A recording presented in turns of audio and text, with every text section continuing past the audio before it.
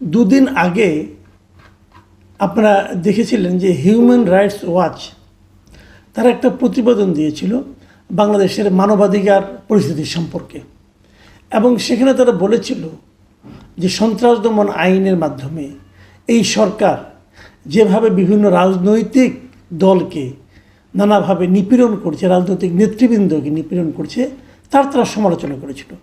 এবং রাজনৈতিক দল যারা নাকি সরকারের নিপীড়নের শিকার হচ্ছে বলে হিউম্যান রাইটস ওয়াচ বলেছিল, তাদের মধ্যে মূলত রাজনৈতিক দল হলো আওয়ামী লীগ। আওয়ামী লীগ সম্পর্কে তারা বলেছিল যে আওয়ামী লীগকে স্পেস দেওয়া উচিত।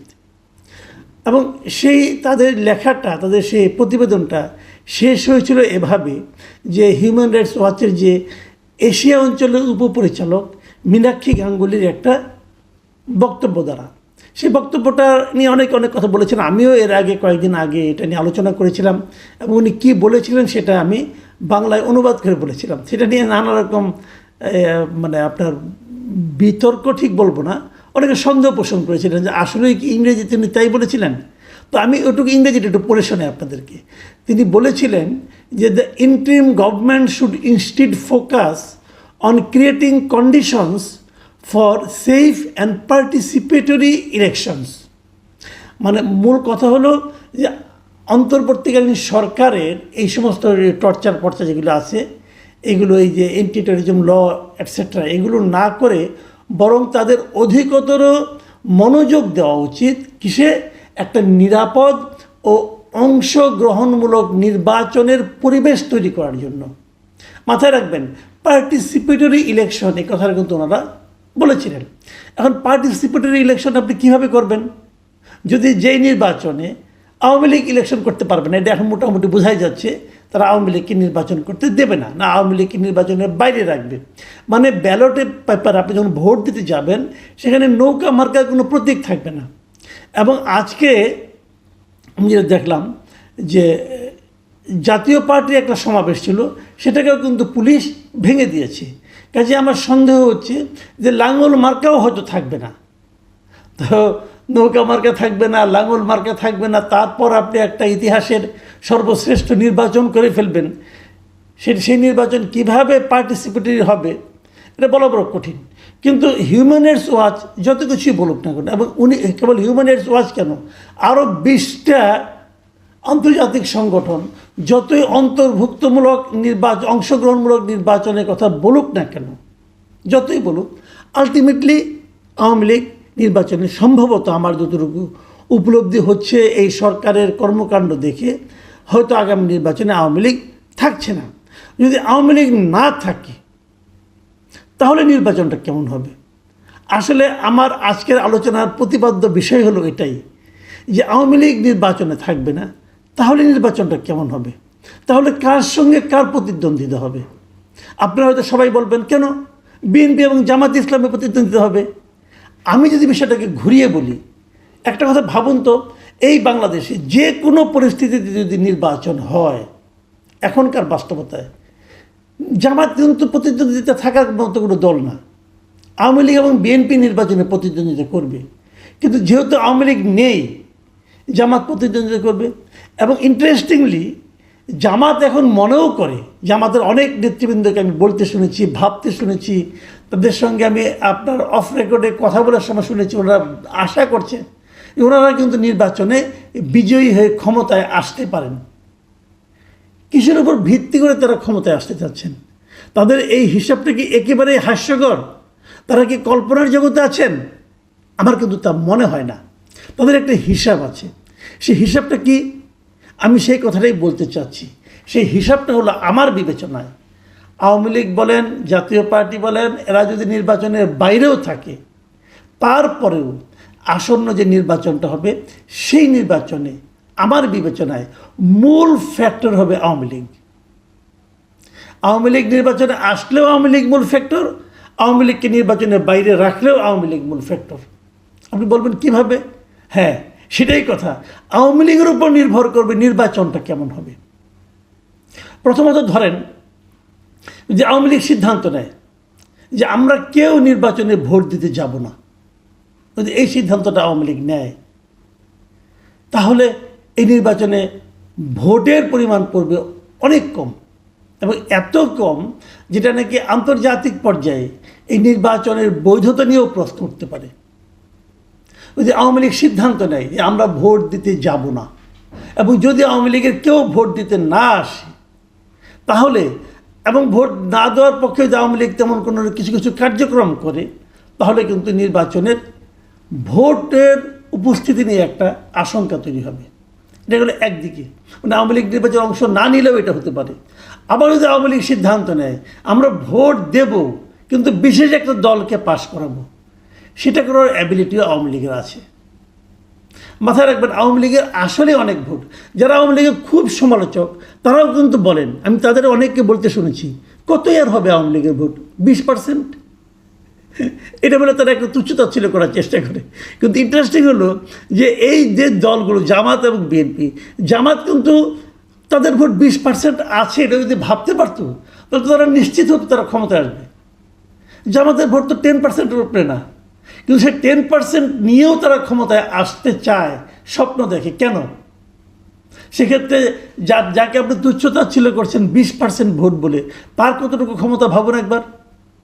সেই জিনিসটাই কিন্তু জামাত কাজে লাগাতে চাচ্ছে।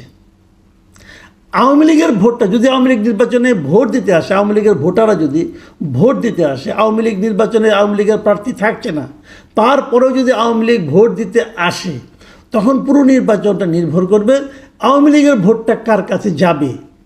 দাঁড়িপাল্লায় যাবে, নাকি ধানের শেষে যাবে, নাকি অন্য কোনো মার্কায় যাবে, এই সিদ্ধান্তের উপর।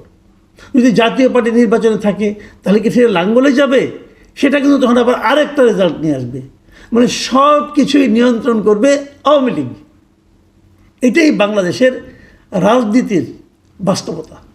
আপনি মানেন আর না মানেন, এনসিপির ছেলেমেয়েরা যতই লাফালাফি করুক, ভাই এইটাই রিয়েলিটি। যারা আমার এই অনুষ্ঠান শুনছেন, যারা আমার কথা শুনছেন, তারাও জানেন এটাই রিয়েলিটি। আওয়ামী লীগ খারাপ দল, কোনো সন্দেহ নাই। আওয়ামী লীগ গত 15 বছর অনেক কিছু করে, তারপরেও কোনো সন্দেহ নাই। কিন্তু তারপরেও বাস্তবতা হলো এই দেশে একটা বিপুল জনসংখ্যা আওয়ামী লীগকে চায়। কেন চায় সে প্রসঙ্গে আমি আরেকদিন আলাপ করব।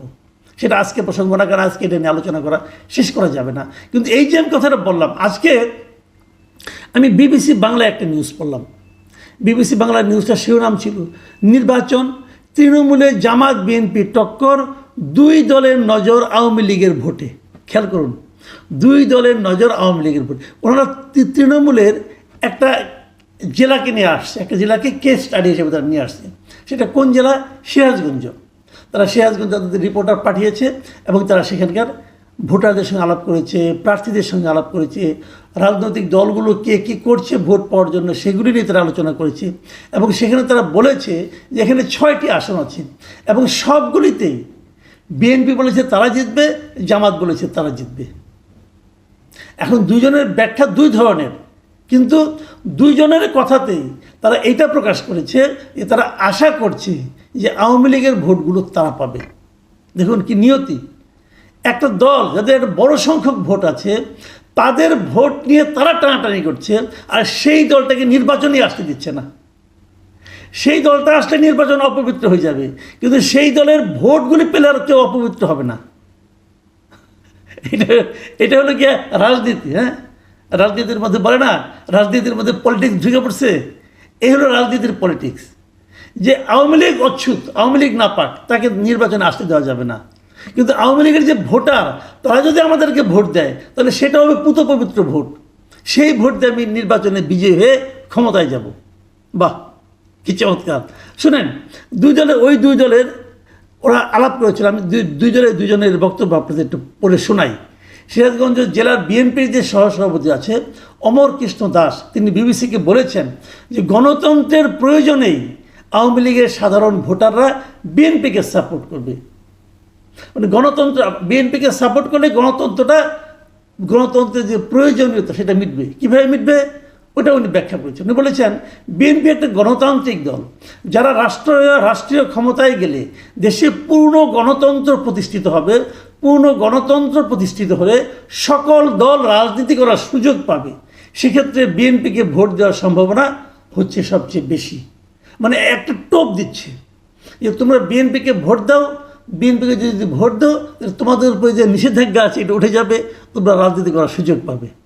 ঠিক আছে, একই রকম টোপ কিন্তু জামাতের আছে। আওয়ামী লীগ যখন প্রশ্ন করে এই যে টোপ দিচ্ছ, আমি নির্বাচন করার সুযোগ পাবো, রাজনীতি করার সুযোগ পাবো, তো এখন তুমি দিচ্ছ না কেন? এখন যখন আমাকে নিষিদ্ধ করা হলো, স্থগিত করা হলো, তখন তুমি বাধা দিলে না কেন? পরে তুমি আমাকে দিবা। বাহ, কি দারুণ কথা। হ্যাঁ, আবার দেখেন জামাতে ইসলাম কি বলতেছে। জামাতে ইসলামের নেতারা এখানে নিয়ে আসছে নিরাপত্তার ইস্যুটাকে, মানে আওয়ামী লীগকে তারা নিরাপত্তা দেবে এটা বলতেছে। আওয়ামী লীগকে বিপদে কিন্তু তারাই ফালাইছে, বিপদে ফালাইয়া বলে কি তোমাদেরকে আমরা নিরাপত্তা দেব।